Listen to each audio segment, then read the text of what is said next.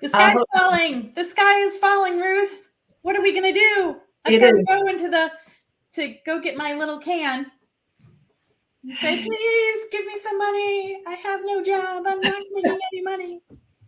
Exactly. If everybody didn't feel the earthquake that happened about an hour and a half, 2 hours ago, the National Association of Realtors has settled with the complainants in who knows how many of the lawsuits against us and them. And they have come up with some pretty earth-shattering new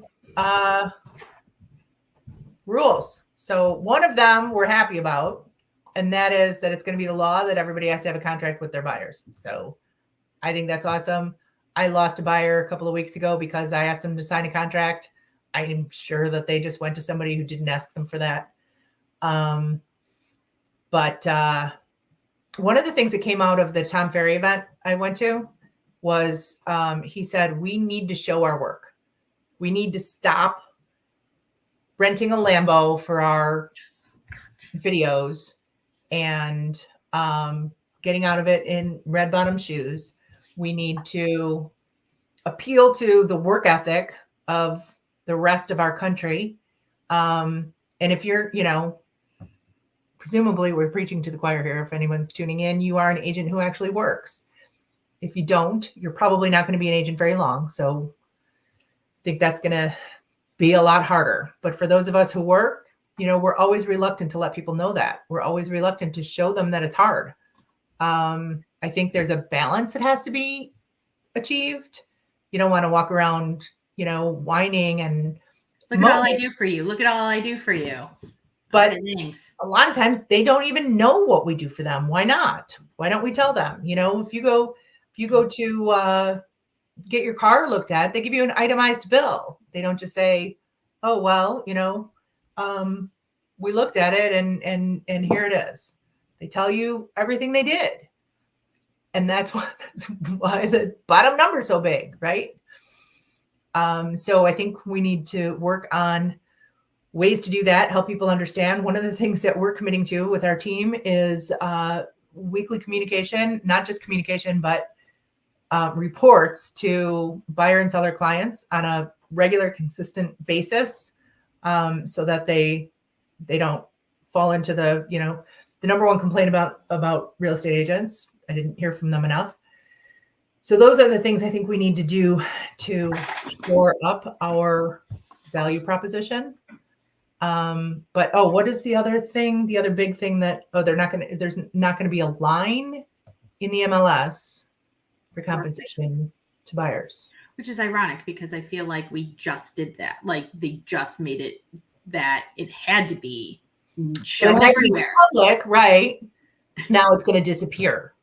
So that seems like a very quick turnaround of what they want from us.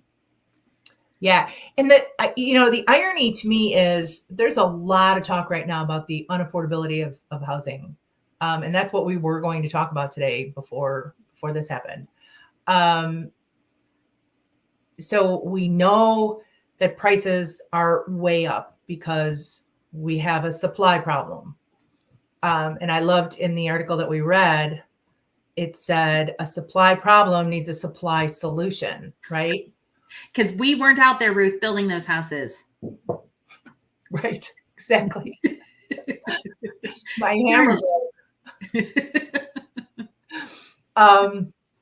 But so we know that the supply is really low and that's driving prices up. We know that all of the other forces in the economy are driving the interest rates up. And that combines for it to be very difficult for somebody to buy a house right now. So what they're doing is they're piling on and they're saying, we're no longer going to let you finance your representation. So if you want to compete in that jungle out there and figure out how to see houses quickly enough and how to write offers on them and how to judge them and how to compare them and how to value them, you're going to have to come up with another $20,000 out of your pocket to pay your own agent to do that. Or you're going to hire a substandard agent who's going to charge less. So I don't know what, I do know what's behind it. It's the attorneys who found a way to make a lot of money for themselves, but the DOJ is behind this too. And I don't know what they're thinking. But I absolutely think that it's in to put on my little tinfoil hat. I mean, I also think that, we always talk about what? It looks good on you. Is who has the most money? The people who thought 10 years ago they were going to be market disruptors. They thought that all they needed to do was literally, because they thought that's all, we opened the door and colored the door and some other things. Painted the door. Mm-hmm. Yes, exactly. That was the only thing. And so people will clearly want their business model, and they didn't want the business model. And then they didn't want the business model after that. And they didn't want the business model after that. They were okay with it. So now they're going, whoa, you know what? Let's do something else. Let's claim. I mean, I don't know. I think that the biggest thing I've ever seen universally when people are talking about ethics, right? All these Facebook pages, all these Reddits, the conferences and talks in offices and things like that. I think the only thing, the most common I saw everybody going, yes, this is ethical or this is not ethical, is when anybody used the word standard. Right. Standard commission. People are like, what are you talking about? No, standard. Stop talking about that. That was the one thing that everybody agreed, that we should not be setting any type of standard. Right. The idea that is where they're trying to get us. There's a range that most commissions fall into because there's a cost to it. So if I say, okay, the new house builders are price fixing because every house is between $500,000 and $700,000 if it's 2,500 square feet, right?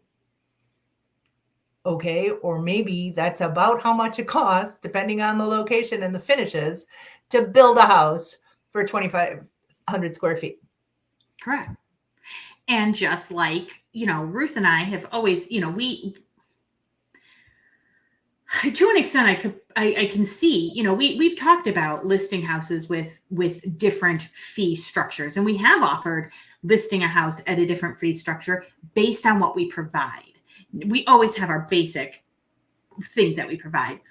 Yeah. But if we have a drone, industry minimum standards, if we have a drone and we have a video and we have professional pictures and we have a floor plan and we have this, and this, whatever our marketing plan is, that costs money. So yes, we should be and did charge more money or whatever in our own contracts, more than if somebody just wants to take 3 cell phone pictures and throw it up. Well, I'll tell you something else too. It doesn't even need to go to that extent. I had somebody who called me a while ago, looking for an agent to list and sell their house. And they told me that the last time they sold and then bought, they used a company that anybody who drives a car down a street in this country knows you can list for 1% with a particular company. If you read all the fine print, buy with them as well. And I don't know where that model's going if they're not going to get paid on the buyer side. So they offer full service. They offer professional photography. They offer, I don't know if they do videography, but they do a couple of drone shots. They do, and their photography is good. I've seen it. It's good. The experience left a lot to be desired. They met the agent, signed the paperwork, and that was that. They never spoke to that agent again. They spoke to some minions.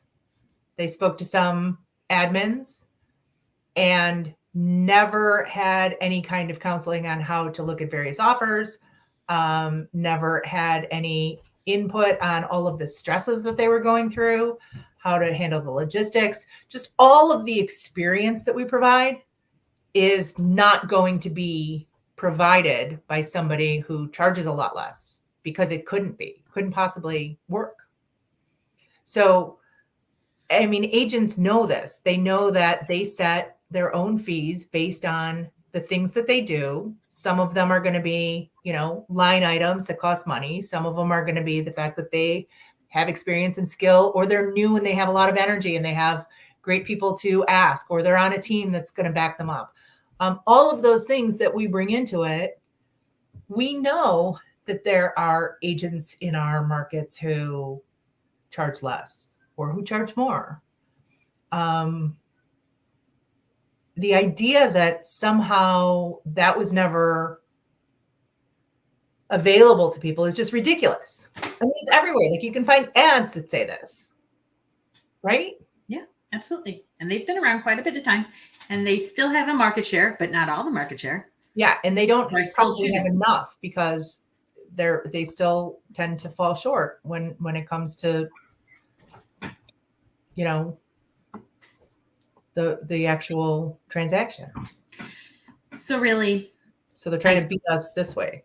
And that's, I posted this on a Facebook page today when somebody was kind of, making, I said, listen, this is our business. Pivoting is what makes us successful.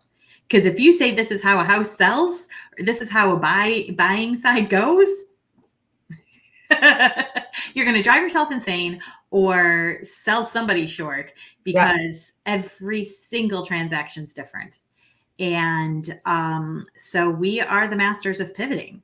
Yeah, exactly. So this is just another opportunity to pivot. Hopefully you had something in place like Ruth and I do.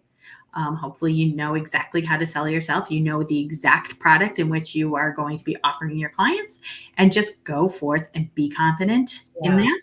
And I think the big thing that we all have to take away is show people that we work hard. Show them up front so they expect it. Don't run out to meet a call for somebody that you've never met, and then try to, lure them in and I'll be prettier. I'll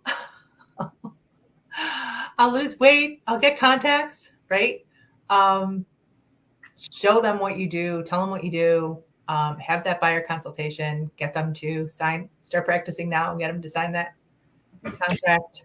You know what? Making it a law to get a buyer's, but I think that is possibly one of the best things that could have happened to us. Absolutely. Because how many times do we spend going, hey guys, don't accidentally hire somebody. Don't accidentally hire somebody. Give us a call. Don't go to the website and click. Boom. Here it is. This is it. No questions asked. This is what I'm going to do for you, and stay loyal to me because I want you to. I will do the best job for you. And then when you sit down with somebody and you go through it all with them and they sign that contract, or you present them with the contract and they go, oh, I don't want to sign. I'll call Ruth and see what she's going to give me. And I say, here's the contract. And then they go, well, I don't want to do that. I'm going to go talk to Danielle. Can I see this house? Sure. Sign this contract. Yes. I am representing you. Thank you. And that's going to mean the buyers actually know what they're doing and what they're signing up for, and what the deal is, which I think is important.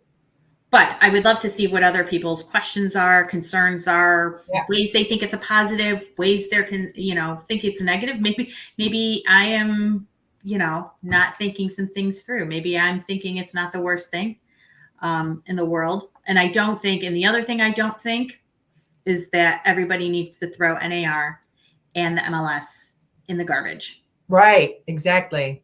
I think we're going to, many of us are going to rework this and figure it out. Some won't, and that's perfectly okay. I do think there's going to be some pain involved in getting to the other side of it. But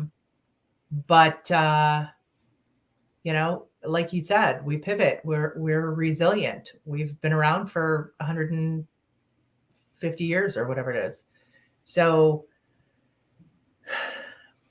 good agents will continue to serve and be good agents and figure it out.